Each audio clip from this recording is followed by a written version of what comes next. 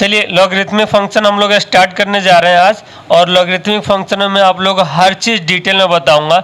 आप यदि class 11th में है तो टोटल 5 चैप्टर को अच्छा कर लीजिए। सबसे पहला लॉगरिथमिक, दूसरा आप क्वाड्रेटिक इक्वेशन, तीसरा आप सीक्वेंस सीरीज, चौथा आप trigo, compound angle and trigo equation and SOT and चौथा पे स्ट्रेट लाइन अच्छे से कर लीजिए। इसके बाद आपको 12th में ऐसा कोई चैप्टर नहीं होगा जो आपका वीक रहेगा। आप चाहेंगे ये वीक हो, आप चाहेंगे ये मेरा चैप्टर वीक हो, बट वो वीक नहीं हो सकता है, ठीक है, क्योंकि आपका 5 चैप्टर स्ट्रांग है। बाकी बच्चे क्या करते हैं, ये 5 चैप्टर उनकी हिली डुली रहती है और वो चाहते हैं कि मेरा 12th का हर चैप्टर अच्छे से स्ट्रांग हो जाए। ये इम्पॉसिबल होता, कभी भी नहीं हो सकता, चाहे आप कितना और रगड़ लो।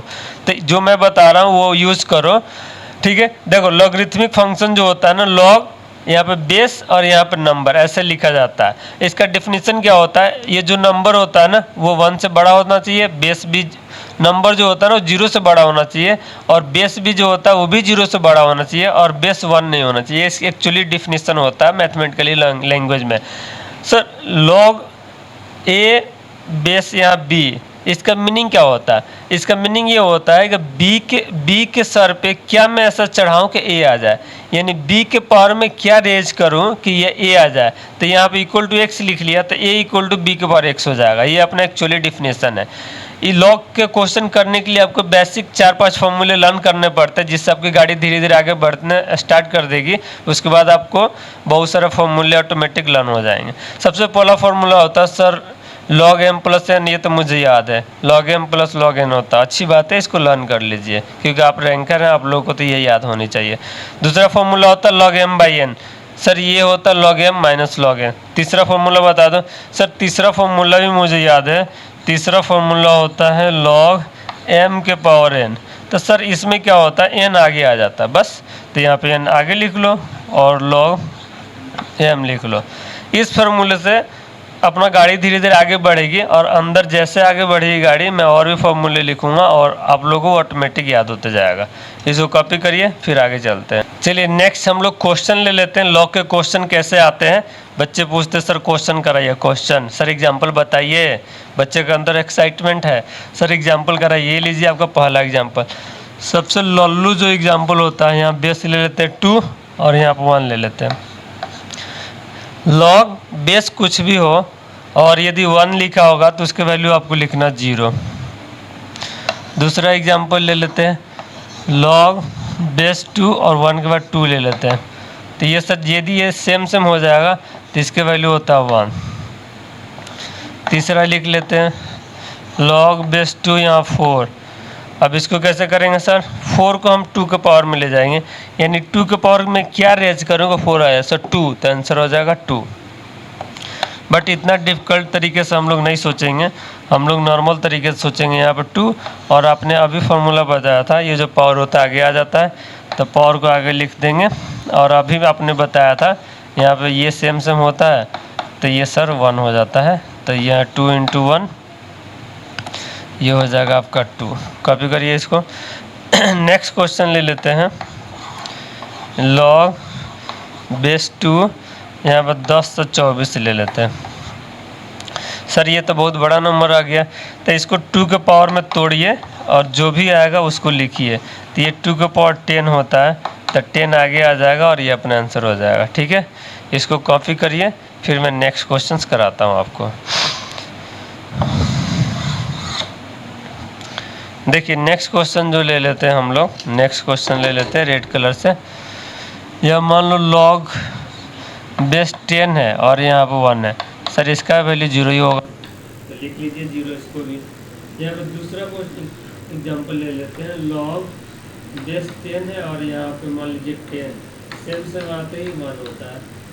तीसरा ले लेते हैं लॉग बेस 10 और यहाँ पर 100 ले लेते हैं। तो सर 100 को हम लिखेंगे 10 के पावर 2, तो 10 के पावर 2 लिखेंगे तो ये हो जाएगा लॉग यहाँ पर 10 और ये 10 के पावर 2, यहाँ पर 2 आगे आ जाएगा। डन, इसको कॉपी करिए अच्छे से, फिर मैं नेक्स्ट आपको क्वेश्चन लेता हूँ।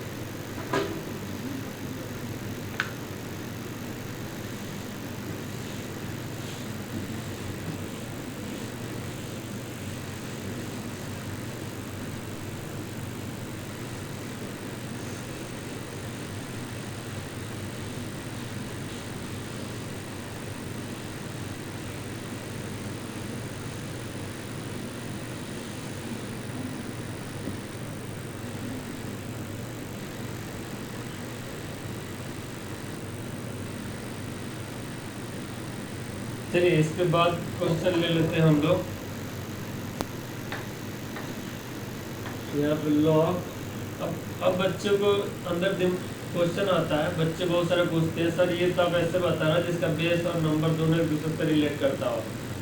यदि बेस डिफरेंट हो नंबर डिफरेंट हो तो क्या करेंगे। मान लो यहाँ बेस 10 होगा और यहाँ पे मान लो 2 ले लेते हैं, तो इसकी वैल्यू होती है 0.301। इसको लर्न कर लीजिए, इसकी हेल्प से और क्वेश्चन बनना स्टार्ट हो जाएगा।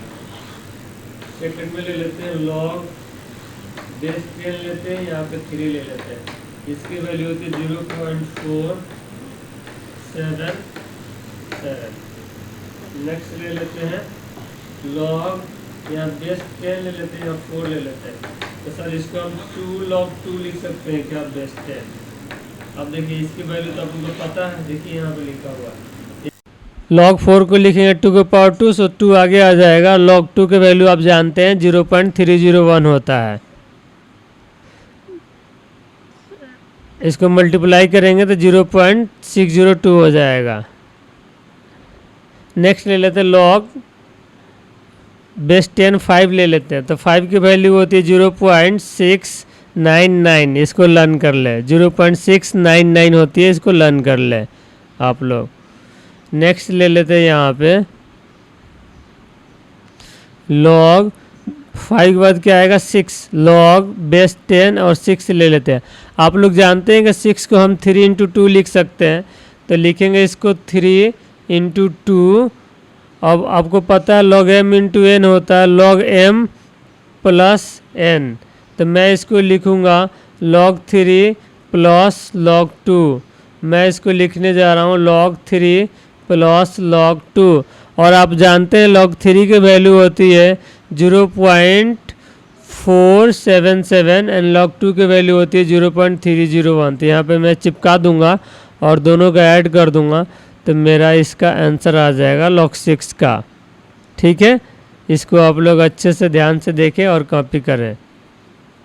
ये ऐड करेंगे तो अपना आंसर हो जाएगा 7 में 1 ऐड करेंगे तो ये 8 हो जाएगा, और 7 में 0 ऐड करेंगे तो 7 ही होगा, और 4 में 3 ऐड करेंगे तो 7 हो जाएगा। और यहाँ पॉइंट लगा देंगे और यहाँ पे 0 लगा देंगे। ठीक है, तो ये हो जाएगा 0.778। चलिए नेक्स्ट एग्जांपल ले लेते हैं, इसको आप लोग कॉपी